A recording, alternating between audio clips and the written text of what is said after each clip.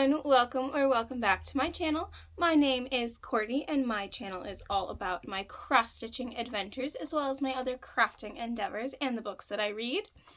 And today's video we've got a little bit of everything. We've got some cross-stitch. We've got my biggest cross-stitch finish yet. It's done. Not fully finished. You can kind of see a sneak of it over there. We've got some crochet, we've got some sewing, we've got some Cricut, we've got a lot of laser engraving, and some books, and a little bit of life. So today might be a little bit longer. As always, I will put timestamps if you want to jump to any part. So now we are going to move on to the theater fun fact for today. And so if you've been here before, you know that I work in theater, and so I like to share a little theater fun fact in all of my videos. And I realized that I have never explained what a stage manager is, which is what I do. And so a stage manager is kind of the person who oversees everything, and they run the show. We handle all of the rehearsals, running rehearsals. When it comes time for performances, we call the show, we run the deck, make sure everyone's safe, everything's happening when it's supposed to be, and we also maintain the show and the vision that the directors and the designers put forth. That is the literal basis of what a stage manager is and all of the things that we do. But I thought I would share one of my favorite parts of stage managing and one of the few things that you can actually tangibly see that we do, and that is calling a show. And so last year when I was on tour with Taste of Ireland, I recorded the show and recorded myself calling it. So hopefully I can get those two videos to line up well. And here it is. A taste of what lies in your hand. Lights 4. A taste of Ireland. Go.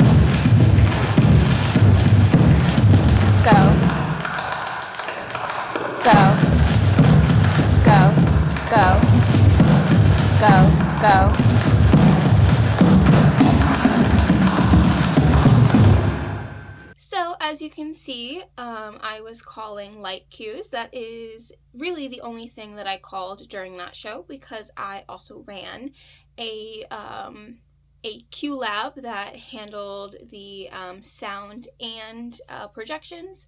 So most of the times you will call that to a separate person, or it might be combined in with the lighting cues. You could also be calling automation and deck cues, but because this is a pretty simple Irish dance show, I was really only calling light cues. And fun fact about that section, that is the very beginning of the show, and that section was the section that gave me anxiety every single time I would start to call it. It is the most complicated, it is the most synced up with the music. The show is tracked, so I don't have any visual of like a conductor or anything to go off of other than just knowing the music. There were counts, but I don't work well with counts. I will show you one of the pages of my calling script so you can kind of see what that looks like, where you've got my GOs, which is that's just something that I've gotten used to. Instead of saying the word go when we don't mean it, you spell it out, GO, so that somebody doesn't accidentally take a cue when they're not supposed to.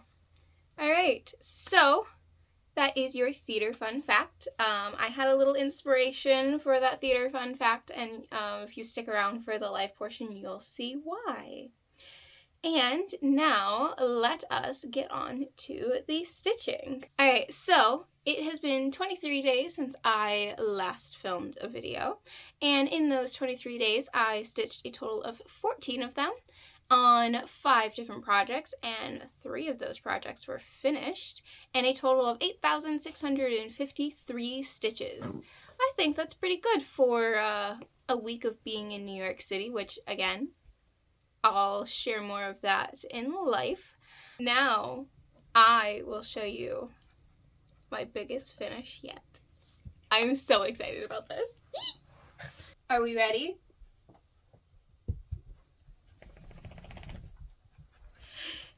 Oh, can she even fit all in the frame? Kachi, move out of the way.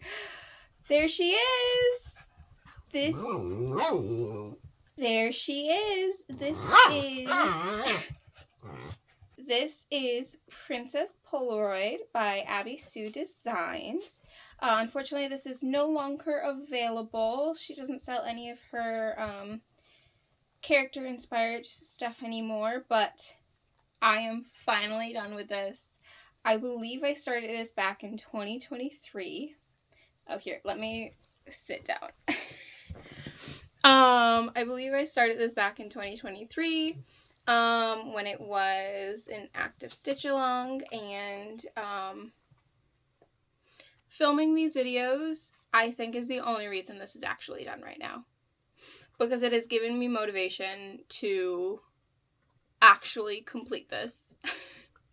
And this is the first large project that I'd ever made, and I learned so much along this project. First of all, we've got this border, which is out of a toile. Don't want to dump it in my tea. I used a scroll frame for the first time. As you could tell from the full thing, the margins are very different because I cut it to be the perfect size. I even took, and you can kind of see from the scraps there, took and whip stitched the edge. It didn't really stay well, but I tried. And when I was starting it on the scroll frame, I must have put it in the scroll frame first on this side and then started it, not realizing that would mean I had to do this.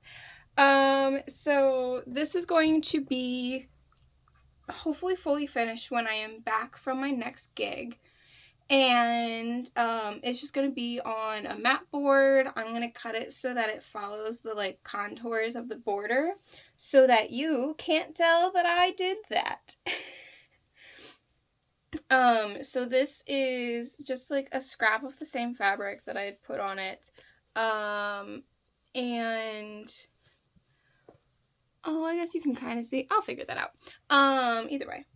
But I had put this fabric onto it and then stitched over it, so it's stitched over the two, because if you can tell from the back, it goes all the way over into the border. But hey, and then once I was done stitching it, I fabric Mod Podged this down, so it's not going anywhere. So yeah, that's how I solved that. But since you last saw this, I only had Moana left to do. So here she is in all her glory. Let's see. I'll try to show you all of them. Let's see. We've got Snow White. So Snow White does have an error in her. She's not perfect. And I fudged it. That was the first time I really was able to fudge something and with backstitching and actually make it work. And I'm really proud of her. So when I first started stitching this, I would change the direction of the stitches every single row, and whichever way made it the easiest to stitch, that's what I did. I didn't start making sure all of the stitches were going the same direction until a couple of years into my stitching. I didn't know that was a thing. I didn't really care. And then I started doing it, and I realized that it actually does make it look better. So Snow White is done every which way. It was also, I think, one of like the first or second like true backstitching I've done. And then you've got Cinderella, which is also every which way. Then you've got Aurora, also every which way. And then I never know how to pronounce her name because I've never really seen her movie. What is it? Elwin? I don't know. I'm not even going to try. She is the first one stitched where everything's going the same direction, except for the Polaroid outline itself, because I continued the entire thing where the Polaroid is going. Every row it switches, just so that they all like look the same. So then next we've got Ariel, Belle, and these are all in order of when they came out. Then we've got Jasmine, Pocahontas, Mulan, Nikita, Giselle, Tiana,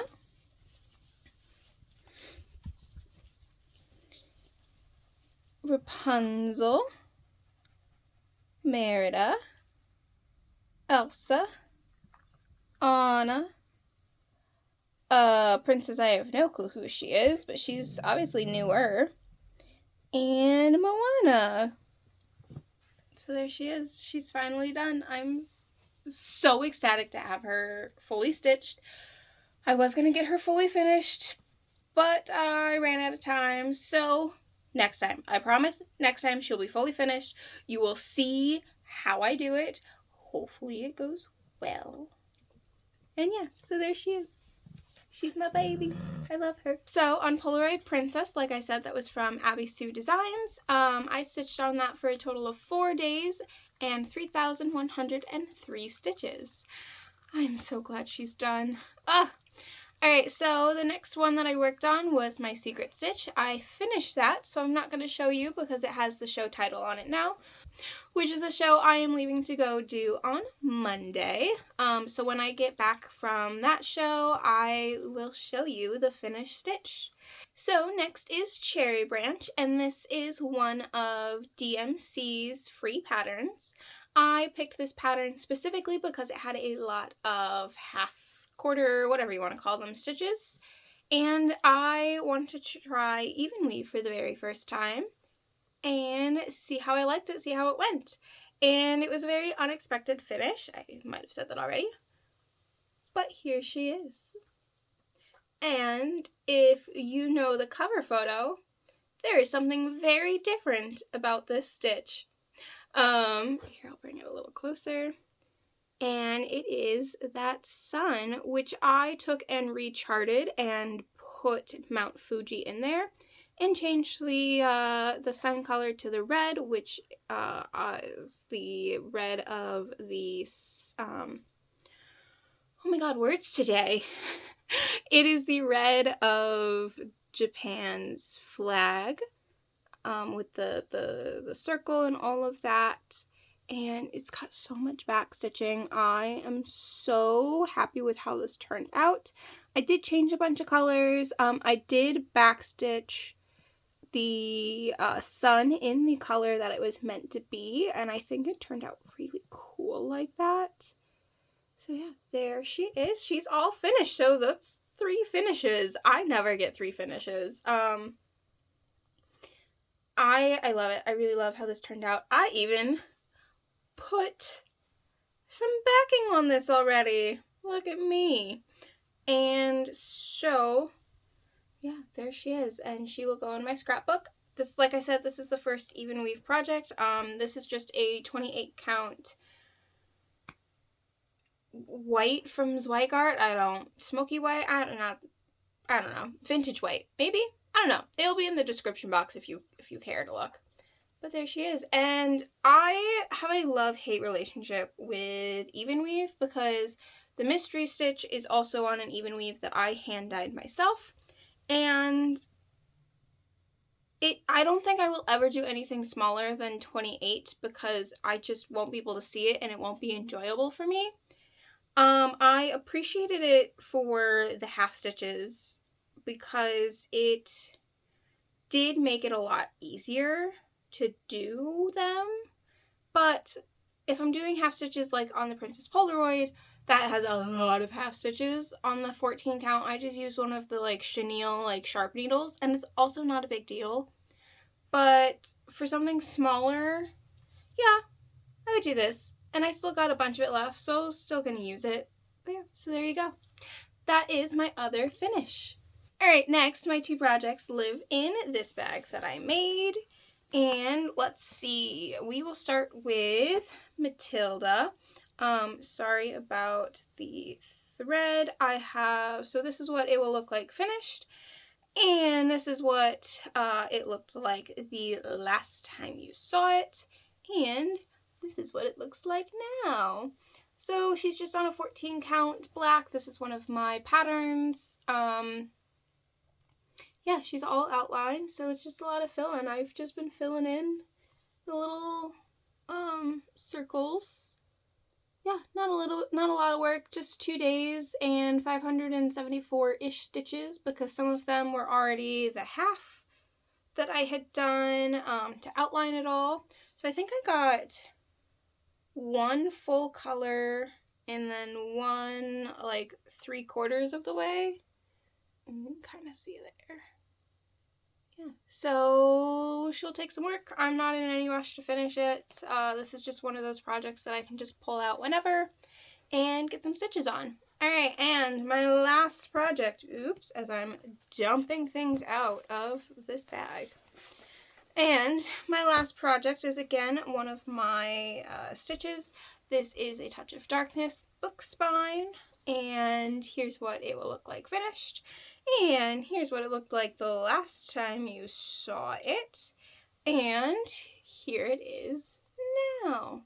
So I've gotten some stuff done. I just worked on it for 1 day and I got 571 stitches on it. It is on just a 16 count white, which is the same that I did, where is it, that I did Pet Cemetery on. It should be the same size. So yeah, I finished a couple colors in there. Yeah, I am loving how it is turning out. So excited about that. So yeah, so that is all of my cross stitching. I didn't buy any cross stitching stuff. Just look at Kaji over there. He's just such a happy little boy. I love him so much. Yeah, I love you. Yeah, I love you too. Kaya's over there. So that is all of the cross stitching. If that is all you've come for, thank you so much for watching. I really appreciate it. I would love to know what you think of my projects. I am so excited that I finished Princess Polaroid. I just thank you for watching, and thank you for those few of you who do watch my videos. You have been the encouragement to finish that project that is massive, that I would have never finished in this amount of time and had the motivation to do it. So just thank you from the bottom of my heart. I hope you will subscribe. Take a look at some of the other projects that I am working on. I've got a couple of big ones. I've got some plans for big ones after I've got my work kind of cut out for me job-wise coming up. I'm going to treat myself to a couple starts throughout that. So stick around, subscribe, leave a comment, give me a like. It really helps. And if that is all, thank you so much. And we will move on to crochet now. So, last time I was working on some of the pot scrubbies, and so I finished it. So that one thing of, what is it, the Lion Brand's Soap and Scrub? Stitch and Scrub, I think is what it's called. Got me 3 of the pot scrubbies. This one is a little smaller than the other 2 because I was running out of yarn, or whatever this is called. It's like a really rough, nylon almost. but they do a really fabulous job with scrubbing pots and getting all the stuff off. So it gave me 3 of them, and I am so glad to be finally done with this yarn. It is the hardest stuff to work with, and like there's so little things that you could actually make with it because it's too rough to actually make a loofah with. But yeah, so there's that. Next, I started a new project that I put in this bag that I made. Kaya, what are you doing? And this is mesh sleeves. If you want any like full details about any of these projects, I have my Ravelry link down below. Go ahead and feel free to check it out. But so as I can pull this out, so it's in black yarn. So you might not be able to see a ton of it. And so it is just right now a very long, you can't even see how long. It stretches my arm width, black mesh. So you can kind of see it there. And I don't eat it. I believe it's just a double crochet with a chain in between, and then you go into that, and then eventually we'll create a mesh top. My plan is to wear this backstage to help keep me nice and warm. And this is from Lion Brand's Feels Like a Dream in Caviar. So yeah, there is that project. And she just lives in this cute little bag that I made that is literally perfect. She goes a little snap. And then give it a little tie. There you go. It's so cute. Okay, so the next project that I worked on now lives in this bag. I changed bags. This is one of the ones that I had made. I love it so much. And this is my sock project. So here's my sock now. I think in the last video, I had just gotten like the heel done. So while I was in the city, I worked on the leg. So there you go. This is my sock. It's a herringbone, half double crochet herringbone, something like that. I think I might be done with the height. I gotta try it on and then do the ribbing, and then I'll be on to the next one. And this is, oh, I never remember what yarn this is. It's a hand-dyed sock yarn, so it's 80% merino wool, 20% nylon, something like that. Again, it'll be in the description box below. From, I think, Wonderland Yarns. I got it in California. But yeah, so there's my sock. I also worked on my skirt, the bright pink one, but I'm not going to show you. It is really boring. So next we've got one Cricut project. Again, I don't have it with me because it was a gift, and it was another makeup bag. So here that is for one of my niece's dance team buddies. And then laser engraving. I had my laser engraver set up for like an entire week, and I was laser engraving everything. So a lot of it lives in this bag. And let's see. I have a list because I don't want to forget anything. Kaya, none of this is for you. So my best friend's daughter is turning 2 this year, and her birthday party is going to be at one of those like bounce places that's got a lot of those inflatable like bouncy stuff.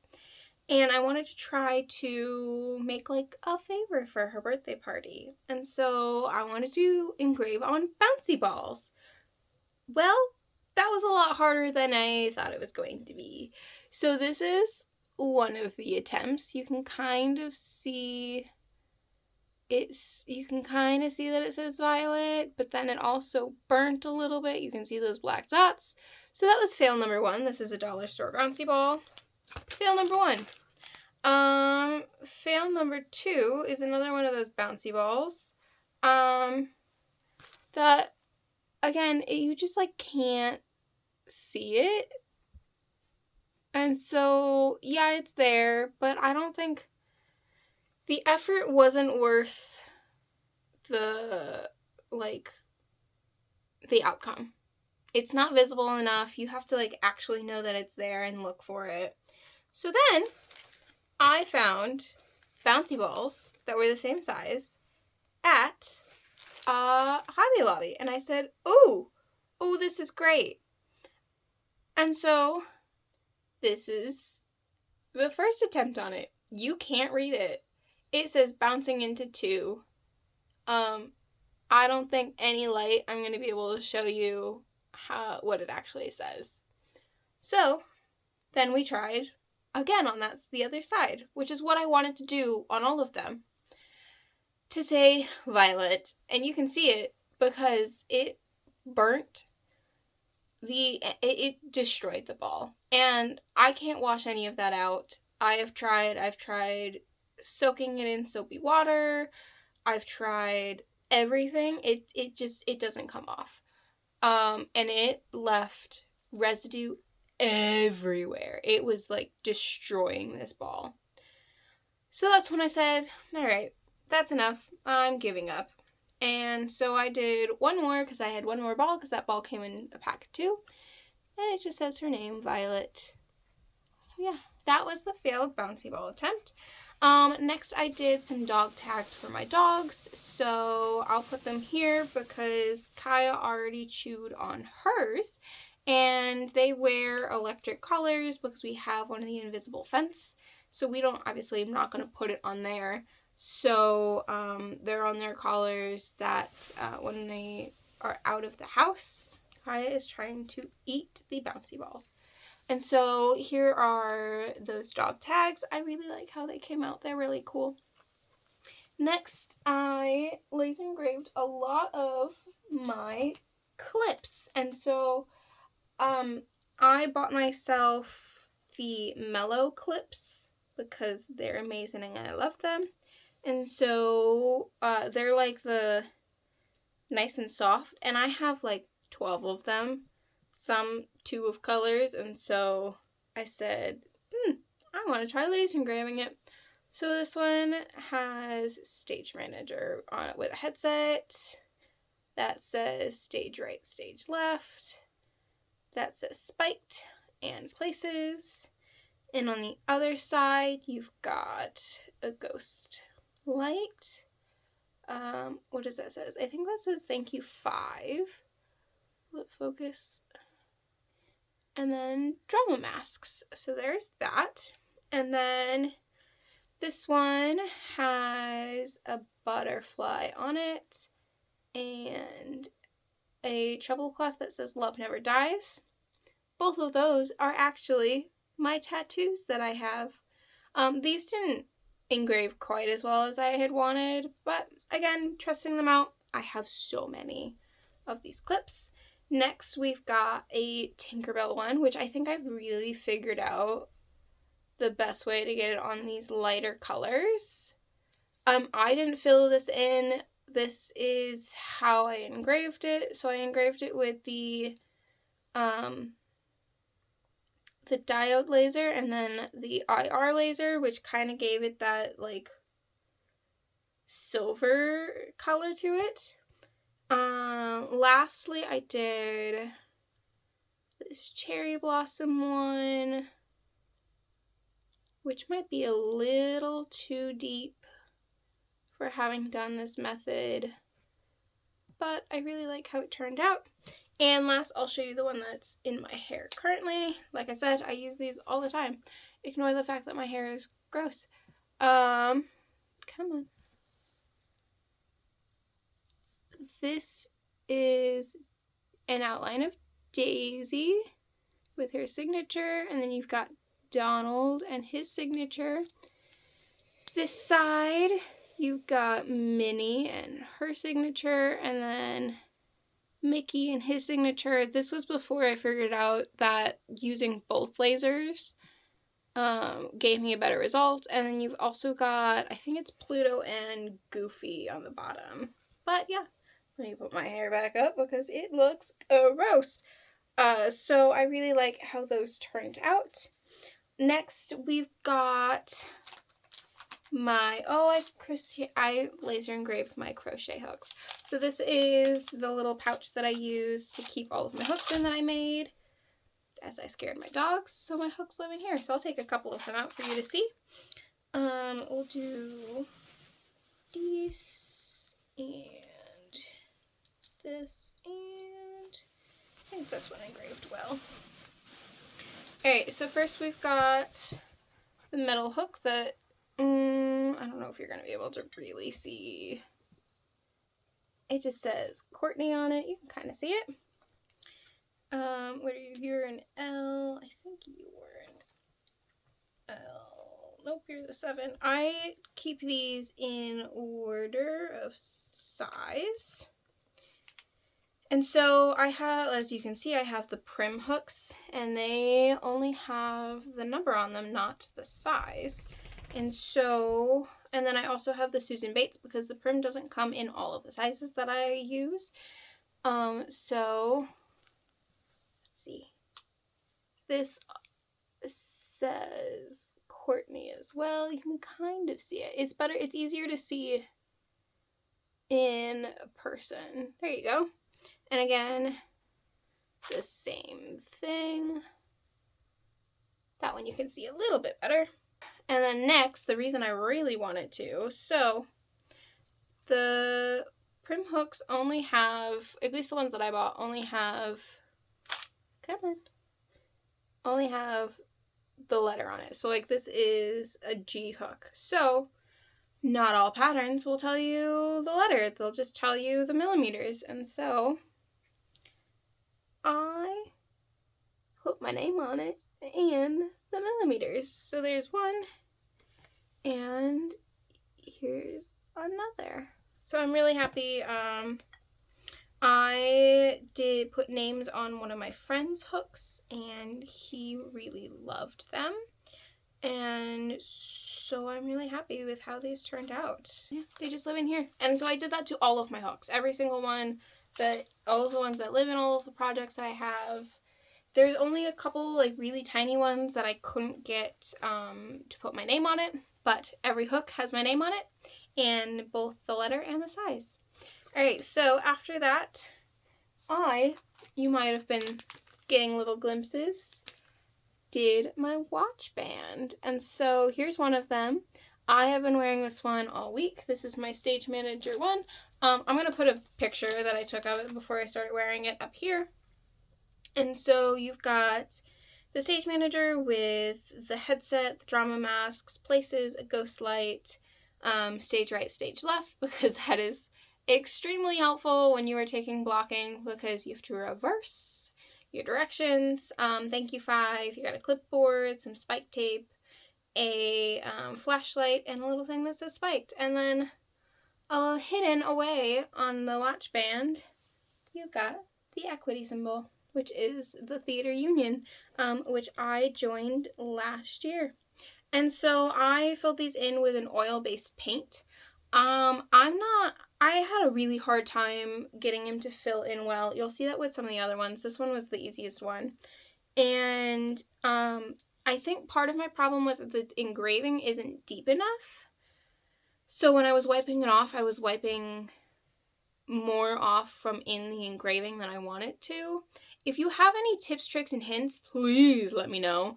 I've tried looking online so much. I'm very new to the laser engraver. Done a lot of some, as you can tell, testing on things, figuring it out just as I go. But if you have any, please let me know. And I'm not thrilled with how it's worn. Again, I think it might be the issue of it wasn't deep enough. This side hasn't worn too badly. It's this side that's really bad, and it's really like worn off. Here, let me just take it off and I'll show you. So you can see the stage right and stage left where it's really faded, and I'm not surprised with the spiked because that's where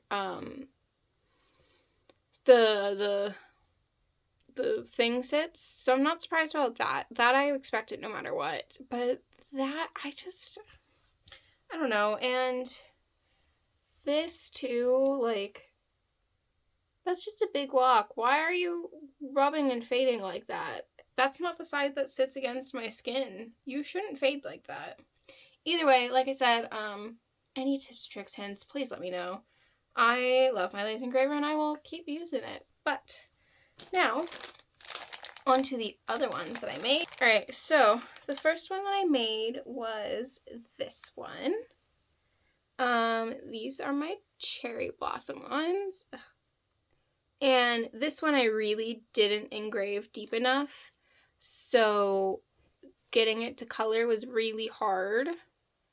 But I kind of really love the subtleness of it. And the red color, again, oil-based paint. I'm really happy with how that had turned out. And yeah, so there's one. And these are all the same band, just different colors. So then we've got, this is actually my tattoos. So here is, so I took a picture of my tattoo, turned it into an SVG. You can kind of see it. There you go. This is my original tattoo. Excuse me, Kaya, don't eat that. This is my original tattoo that I got. It is, it says Love Never Dies with a treble clef and 2 butterflies. And then this is, and then actually those butterflies are laid out exactly like the rest of my tattoo is, where the butterflies go up from the treble clef up to my shoulder here. And so the butterfly at the top, which was the one that you saw on, here, hold on. The one that you saw on the hair clip is the one that peeks over my shoulder, which was very intentional when I got the tattoo. I love my tattoos. Don't tell my family. But I think I want to continue it down my arm this way. I have ideas for what I want. So my philosophy with tattoos is I know what I want and I know where I want to get it. And a year later, if I still want it, then I'll start the process of actually finding a tattoo artist and getting it.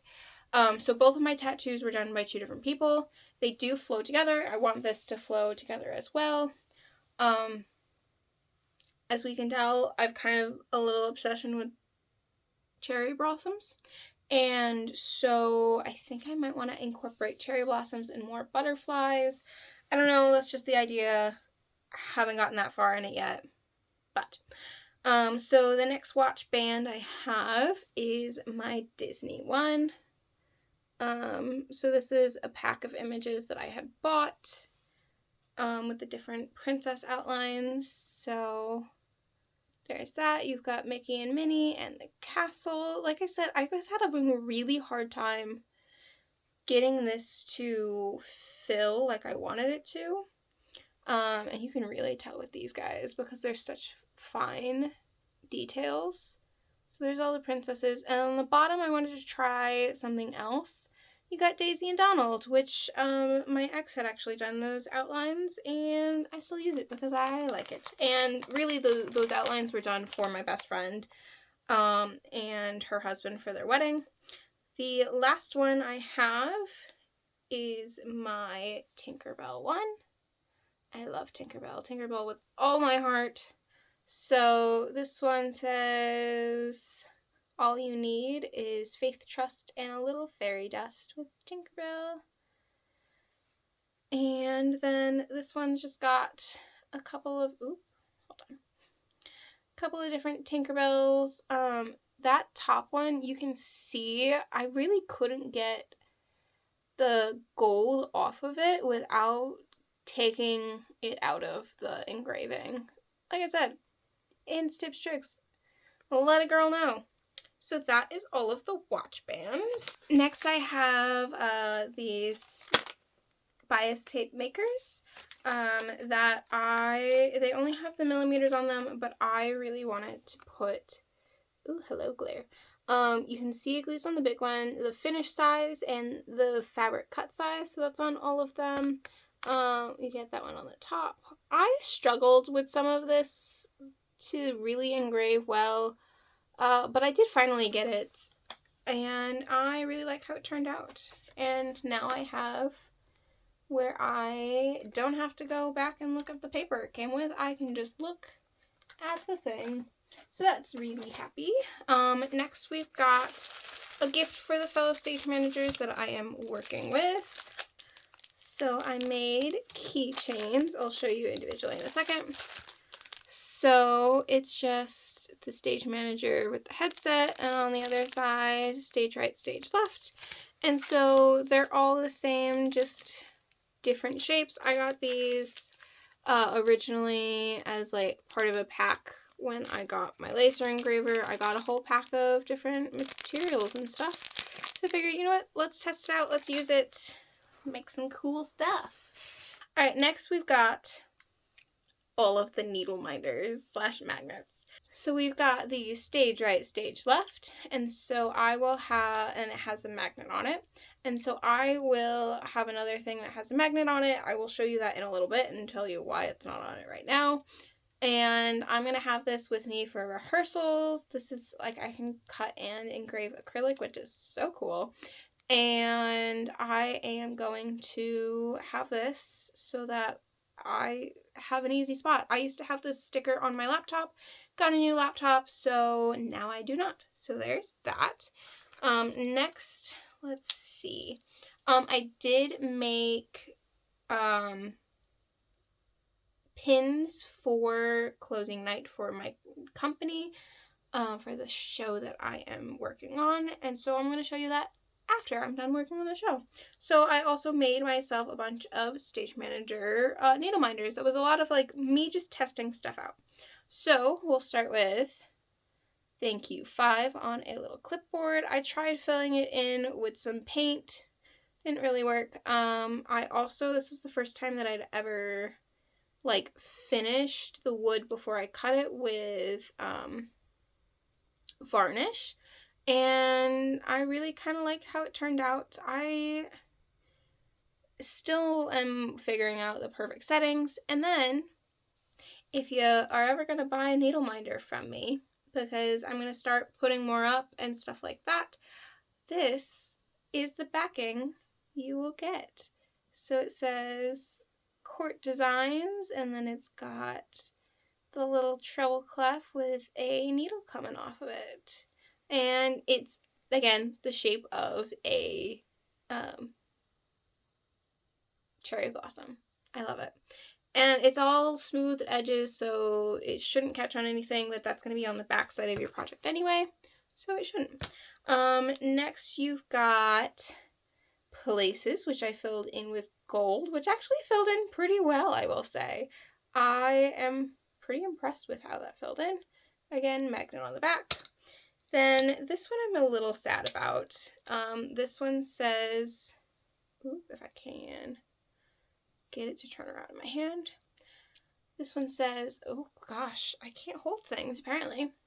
I'm sorry for what I said during Tech Week. Again, I had a sticker like this on my laptop and it's very accurate.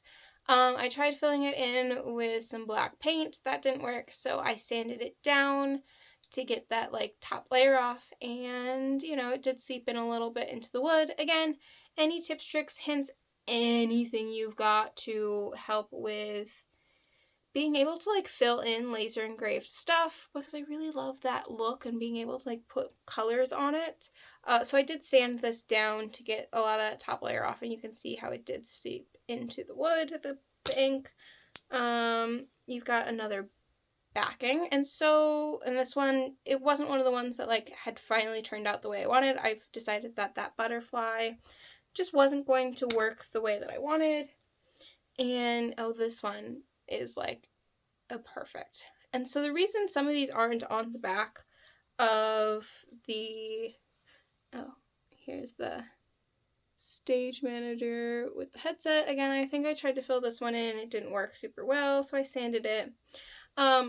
When I was putting the magnets on these, I didn't quite think about the direction of the magnet, and so it doesn't want to stick together. It wants to stick together like that.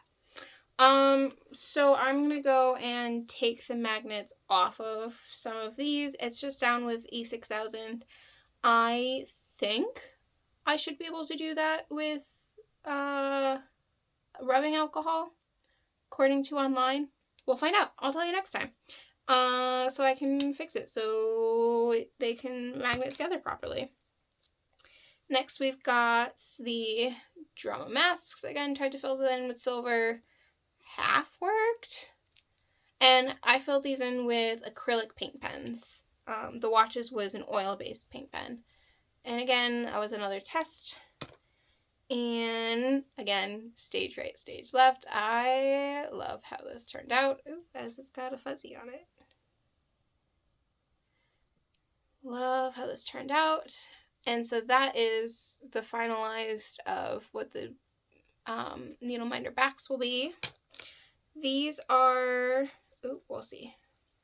Another spiked one. This one I tried to fill in with the oil-based pen. Well, that didn't work. And then I sanded it and it got most of it off. Kind of. So yeah. And so this was the original size of the needle minder backs that I had. And they were just a little too big, as you will be able to see. Kind of. We'll do it this way. They would just be too big, so I made them smaller, but I had a bunch of these, and I said, oh, I can use these. And so this was the original one. If this was the size I was going to go with, I would have been able to do both. But when I made it smaller, the butterfly just got too condensed, and I didn't like it. Here was another attempt.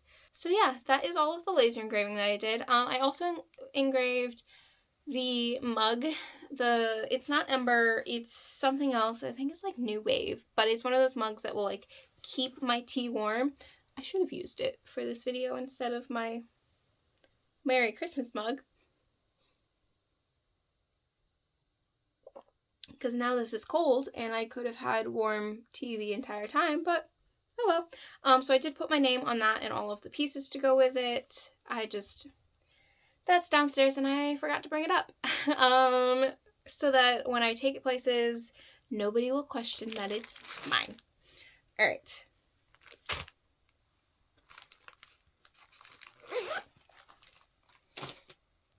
Alright, I have one sewing thing to show you.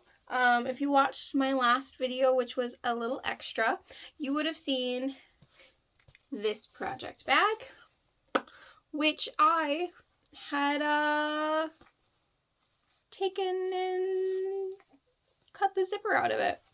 So it didn't have a zipper. And I was like, oh no! It also, like, forgot to sew the vertical lines, and it's a pocket, so I can't easily do that without taking it apart. So I said, okay, that's fine. And then I noticed that it didn't have a zipper. Well, it has a zipper now. I was able to just take off the binding down here for a couple of inches, which, like, actually looks really good. You can barely tell that I redid that on the front and the back. And so I was able to take a zipper from another zipper and essentially just, like, slide it on the bottom. It definitely took a little finagling, but I got it. It's not perfectly aligned, if you can tell. But you know what? It's functional. It will work. And I love it. I love this project bag. So this is going to go... What are you doing? So this is going to go in my stash. Alright. Oh, I forgot to show you one thing with crochet. I got another one of my mystery yarns from Fangirl Fibers. So let me take this out and we are going to guess which show it is together. I got this literally yesterday. First looks before I take it out of the wrapper. Oh,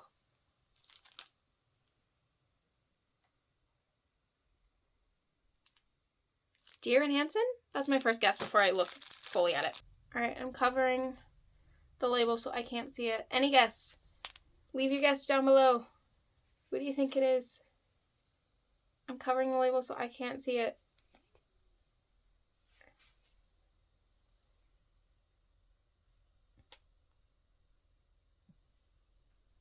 It's more purple than blue, like I originally thought. I don't think it's Rent. I think we've done Rent. Wow, I'm really bad at guessing. Okay. Alright, are you ready? You ready to know what it is? 6! Oh my god. Of course it's 6. Because you've got the purple of the queens and then the speckle of the other queens. Of course. How... So this is 80% merino wool, 20% nylon from Fangirl Fibers. This is her Give My Regards to Broadway monthly mystery yarn. Of course this is 6. Of course. That makes so much sense. I've never seen that playbill before.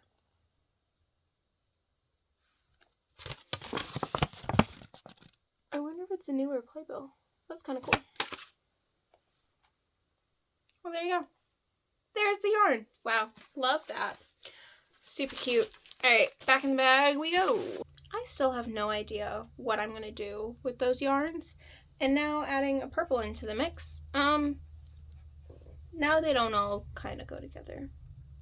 So if you have any ideas, let me know. I kind of want to use them all together in something, but I also don't want to make socks for everyone because that's a lot of socks, and I just don't want to make 12 pairs of socks. And the socks I've kind of already done for like places I've traveled and visited and worked, so yeah. Any ideas, let me know. Next up, we've got books. So in my last video, I was reading Unbirthday from Liz Braswell, which was a twisted tale.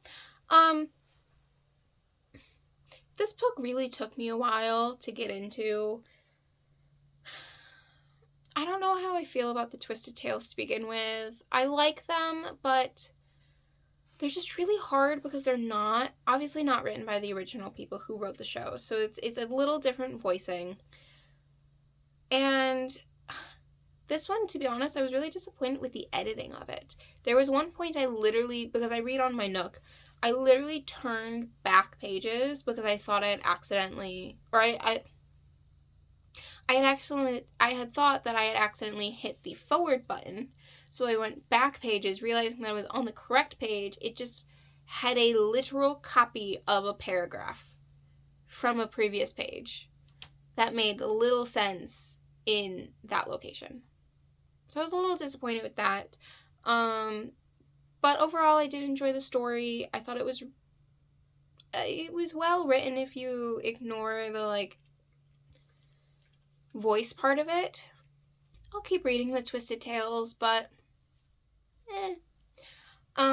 so then I started reading Crown of Serpents by Sierra Storm. This is one of those, like, books that are really hard to, like, find, but I have it on my Nook.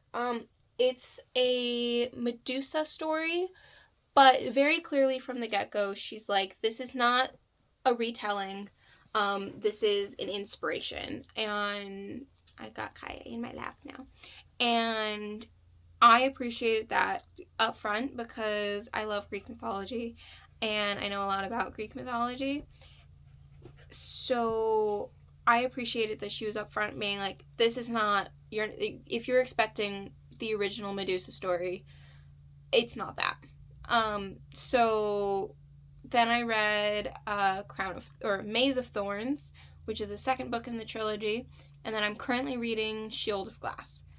I think they're really fun. I like that it's not Greek mythology, but it is.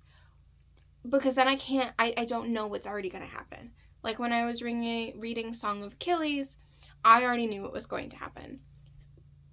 But I loved that book. If you haven't read Song of Achilles, go read it. And I'm enjoying these books greatly. They're super easy reads, nothing complicated whatsoever in them. And then on my drive down to New York City, I started listening to the Iliad. Should I have listened to the Odyssey first? Probably. But I know the story, so oh well. And the Iliad and the Odyssey are by Homer, so I started listening to that. That's going to be, when I'm on long car rides, what I will listen to. Alright, and now that leads us a little bit to life, so let's get into life. So after I had filmed my last video, I got the wickedest cold. I was congested. I just didn't feel well for almost like 2 entire weeks. And part of that spread into when I was in New York City last week, which was not fun. I still even will have a little bit of congestion still, which is, again, not fun. Oh. So, in all of that, while I was not feeling well, I read on my Nook. This is where I read everything. Everything I read is on this beauty. I love her to death. She's great. I've had a Nook since that was my first thing. I never had a Kindle. I never wanted a Kindle. I had the Nook Color in high school because my parents were like, you keep reading too many books. We're done buying you physical books. Here is a Nook. Here's money. Go have fun. In high school, I would literally finish a book in a night. I would literally start the book at 9 p.m. and finish it at 7 a.m. and then go to school.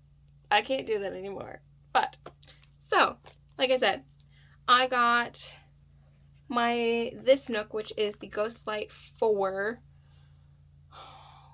before I went on tour with Rudolph. So that had to have been, summer of 24? So, oh yes, it was July of 24. So it was a little less than 2 years old. So, I've been holding up this one, which is the one I'm reading off of. But, this is the one that is now 2 years old. As you can tell, it is on a page from Crown of Serpents, which is what I was reading at the time. In the middle of reading, mind you, I was in the middle of a reading session late at night, and it froze. It's dead. I can hold this button for as long as I feasibly want. I had charged it overnight. I had done everything I possibly could to get it working again. And it's frozen. It is, whether it's fully charged or not, it is frozen as frozen can be. And this is a problem that Barnes & Noble is aware of that happens to their Nooks. That one day it could just freeze on a page and you will never get it back. It will never do anything again. It will stay on this page forever. Because it's the Ghostlight system, and so it's like ink under the page. I'm not 100% how it works, but like this, it takes no power to do that. Once it sets that up, it stays there. It will stay there until you change it or it changes. So it's like this forever. Brought it to Barnes & Noble. So I found that out online, that they're fully aware of this happening. They don't know why it happens. They don't seem like they're really doing anything to fix it. So, brought it to Barnes & Noble. The people who were there, lovely. I was sick. I was not feeling well. I was on the verge of tears because I was literally leaving for New York City 2 days later, and I read on the train every time I go in and out, or if I have time to kill before going to see a show, I'll sit in a park and read. And so I was devastated. But, so they're like, you have to call customer service. We didn't get the extended warranty on this, so we were shit out of luck. And they're like, oh, well, we can give you, $40 off? This is almost $200. And I was like, okay, because we called customer service while we were in Barnes & Noble.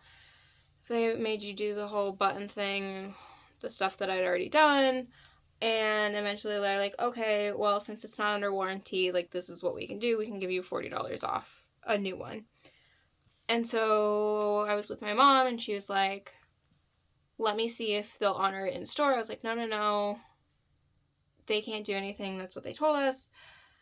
she went and did it anyway because that's my mother, and they honored it. They honored the $40 off, which was better than anything we would have done, and she bought me a new one. I didn't ask her to. I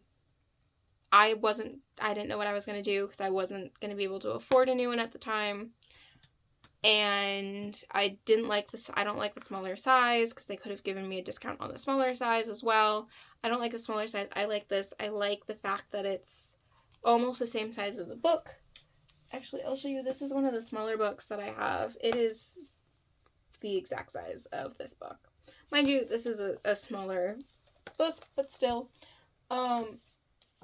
That's what I like about it, because I love reading physical books, but again, I read so many books that financially and shelving wise, it makes sense for me to read this way, and I've gotten used to it. I love it. I can read anywhere I want. This can literally go in almost any purse that I own, and it doesn't take up a lot of room, and I like it, and I don't have to worry about chucking around a book. So, thank you to my mother for buying me this brand new one. I got a whole bunch of use out of it. Finished 2 books on my 3rd one. Yeah. So and now we have the 3-year extended warranty on this. So be wary. I love Nook. I will never get a Kindle just because I have always had a Nook, and I just be wary. If you're gonna buy one of these, buy the extended warranty. It's gonna be worth it because you don't know when this is going to happen. Thank you for coming to my TED Talk. All right, now on to some more fun. I went to New York City, as I keep saying, for an entire week. I had left last Monday, got home this Monday, and so I went to go see a couple of shows, went to go to some stores, and I've got it all in this bag here, which is not from the city, but just is what I have everything in. You don't get any of this. No. So I went to some quilt stores, so I'm just going to pull stuff out of here, and we're going to talk about it. So first, we've got the graduation Mickey for my nephew, because he graduates from high school this year. I think I'm going to put, with my Cricut on this side, his high school initials, because, I don't know, I think that'd be cool, a little unique, since I can't go to his graduation because I will be working. Oh, I guess we'll go into this. Yeah. So, I went to the Broadway Stage Management Symposium, which was the whole reason I went to the city this time, spent a little extra time. And it's a 2-day, full-day thing where you get to listen to other stage managers, you can connect, you can network, and just learn more about this craft and this job that, like, has an explanation, has some things that you're supposed to do and you have to do, but then a lot of just, like, dealing with people. And so it's a lot of, like, how do we deal with people? Here are the different things that isn't just Broadway that you can do. And so they've got different, like, vendors and stuff that you can talk to and learn more. They've got some software companies that come in and will give us demos of some of their software and stuff that could make our lives easier. And then you've got the Stage Managers Association, which I'm already a part of. Which is a great resource for stage managers. And they had a deck, so I was like, I'm going to buy a deck that has, a pen and a clipboard and a headset. So I bought a deck because I couldn't resist. So part of that was also going to see a show. I'll tell you about the 3 shows I saw in a minute. And we got to talk with a little Q&A with the stage managers of that show after the show, which was super cool. Then I also went to Primark, where I got this cute little dress for my best friend's baby. Actually, this is from my mom as a birthday present from my mom. And then I also went to a quilt store. I don't remember the name of it. it was on like 29th between like 7th and 8th, I think. I'll put the name here. They have Tula Pink. They've got, what is it, Riley Blake. They've got all of the, like, really cool, really pretty stuff in person. They've also got Liberty of London. And so I might have bought some stuff that I didn't need to, but I did anyway. And I'm going to make stuff with it, probably clothes. First, I got this Sew Line Air Erased Fabric Pen, because I saw someone use it online, and I've already actually used it. And I love it. It does erase in the air very, very quickly. So if you're not going to sew right away, don't use it. But for what I was using it with, it was perfect. I loved it. Love that. So the first I got was 2 yards of this Tula Pink gray fabric. Does it say? It's from this Free Spirits True Colors Fairy Dust. I love this. I think it's so cute. I'm so excited. So I got 2 yards of that. And then I got 2 yards of this beauty, which is like a speckled pink. Let's see, where is the salvage edge? So this is one of the speckled, does it just say speckled? What is it?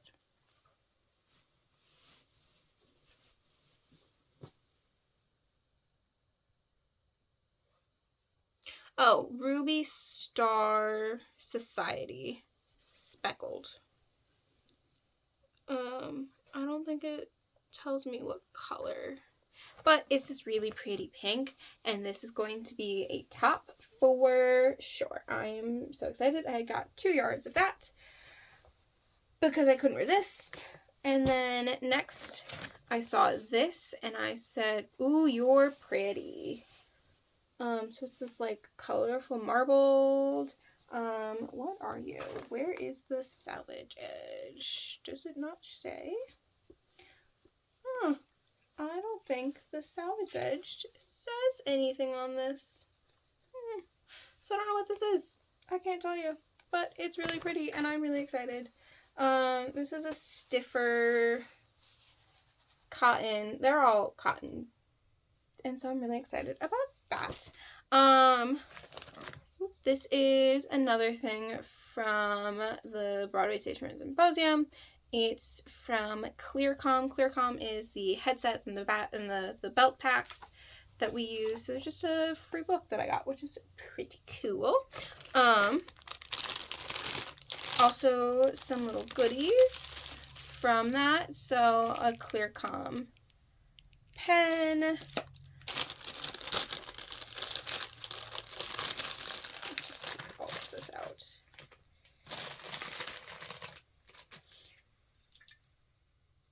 Got 2 little flashlights. Can never go wrong with flashlights. The theme this year for the symposium was Explore. So got this great little bracelet.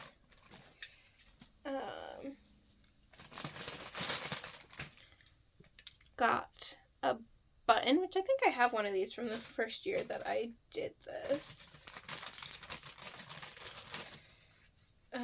Some business cards from some things that I want to know more about. A sticker. I think there's another sticker in here. Oh yeah, 2 more stickers with, oh, okay, with the logo on it, because who doesn't love a sticker? And then someone from the Entertainment Community Fund was there, and this is an organization that really, really helps artists and technicians, anyone who's in the entertainment community. It used to be called the Actors Fund, and then they changed it a handful of years ago, and it's literally supporting a life in the arts. So they literally help you with giving you skills to find jobs, housing, health insurance. I used them when I had turned 26 and was no longer able to be on my parents' health insurance, and they helped me get on to state insurance. They are truly one of the best resources on the planet. They want you to succeed as an artist, and another sticker from them. And they want to help you be able to live and thrive in this industry that is not kind to artists. And so, what are you? Oh, that's my library card. I got a library card because now I can go on Libby. And so then I also took and went to the Strand, which is a bookstore downtown, and I got 2 books. I met up with one of my friends there, and we went together. And so I got Christine, which somebody recommended for me to read, and they give you a cute little bookmark with the Strand. So this is the Strand. This main one is on 12th and Broadway? Yeah. And it's 18 miles of books is one of their things that they say. So yeah, so I got that, which I'm super excited to get to reading eventually. And then I got one of their mystery books, one of their blind date with a book. So this one is Bridgerton-esque Regency era romance. So I'm excited to see what this is. When I open it, I will let you know. And so let's see, what else did I get? What else? This was my badge. It has my last name on it, so I'm not going to show you. I have receipts galore in here because apparently I just saved all of the receipts. I'll show that in a second. I went to the Harry Potter store that is there, which I had never been to, surprisingly. And so I got the pins that match the ones that I got in Tokyo. So that's pretty cool. As we all know, I collect pins.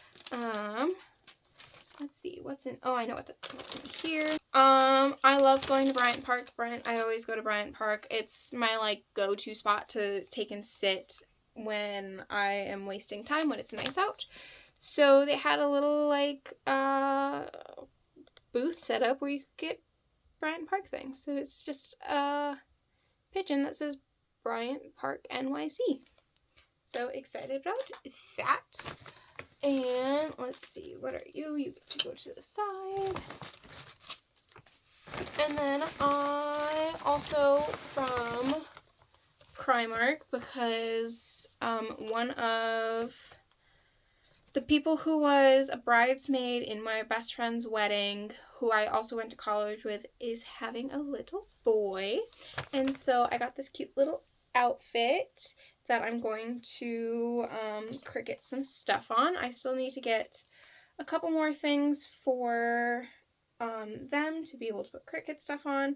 And I usually find a lot of really good stuff at Primark, but for some reason this time I didn't find anything that was for younger, littles, babies, more cute toddler stuff. So gotta keep looking. And then one of the things that I was most excited to go to and most excited to do, because I have indeed started to sew more clothing, is I went to Mood Fabrics. So I didn't get a lot. I was looking for very specific stuff, but I didn't really find anything.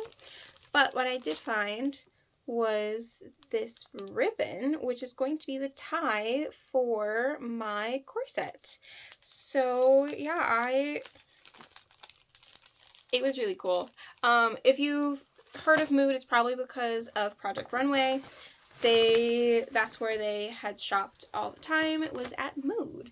And then my aunt gave me these socks that were somewhere in her house, some old slides, and she let me borrow her copy of Salem's Lot to read. But I have to return it.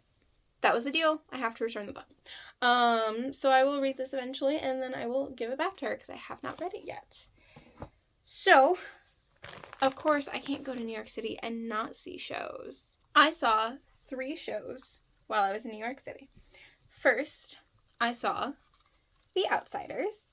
I paid $45 for this ticket, went up to the box office day of, asked for rush tickets. They didn't have any rush left, but they did have partial view, which was fine. I really didn't miss much because the corner, yes, they sang sometimes in the corner that I couldn't see, but it was definitely a Park and Bark number where I didn't miss anything. So that was the first show that I saw, was The Outsiders, and of course I had to get a pin, so I got the pin set. So you've got The Outsiders, Stay Gold, and Tulsa, 1986. Excited about those. And then next, I saw The Book of Mormon, which is celebrating its 15 years on Broadway. And then, of course, had to get a pin. You can kind of see it. So that's exciting. I really loved it. Book of Mormon had actually just closed down for a couple of weeks because there was a fire in the theater. And so when they reopened, they opened a lot faster than I thought they would. Thank God that when the fire happened, nobody was in the building and they were able to get it out. There wasn't a ton of damage, clearly, but it did happen around where the spot operators tend to sit to run the show. And so they had switched. And so when I saw it, they had literally just opened, like, I don't even know if it was a full week later when I saw it. Again, I got rush tickets for this, so I didn't pay a lot for the money. It was partial view, but again, if you don't mind sitting anywhere, I've got you. If you want tips and tricks how to get a theater ticket for as cheap as humanly possible, I've got you there. Let me know. I'll do a whole video on it if you want. Or just chat with you. But I've got all of the tricks for how to get cheap tickets if you want to sit in specific spots, if you don't care where you sit, if you're going day of, if you're planning, I've got you. But so the one thing I'll say about this, it's hilarious. It's been running for 15 years. Everyone knows the Book of Mormon. At least they should.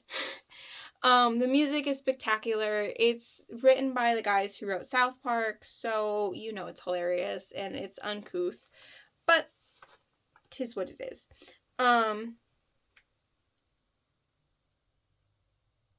The one thing I will say about the show that I was most disappointed in, but I'm going to give some grace because I know that when they reopened, they had swapped to remote operated spotlights. So the spotlights were still in the spot that the spots used to be operated from, but the spot ops are no longer physically moving the spots themselves. They are remote operated. They're in a completely different part of the building, not on the spot, not in person seeing it. So I'm going to give them grace that had just opened. They're not used to those spots. You could tell that like a person would move, then the spot would move. Or they would just be lagging behind just a little bit. Or I'm going to give them a lot of grace because I know that they just got these lights. They're just using them. Most of those spot ops probably have been on the show for a couple of years. And so they're so used to it in a different way that doing it this new way, it's a learning curve. But again, spectacular, amazing show. Go see it.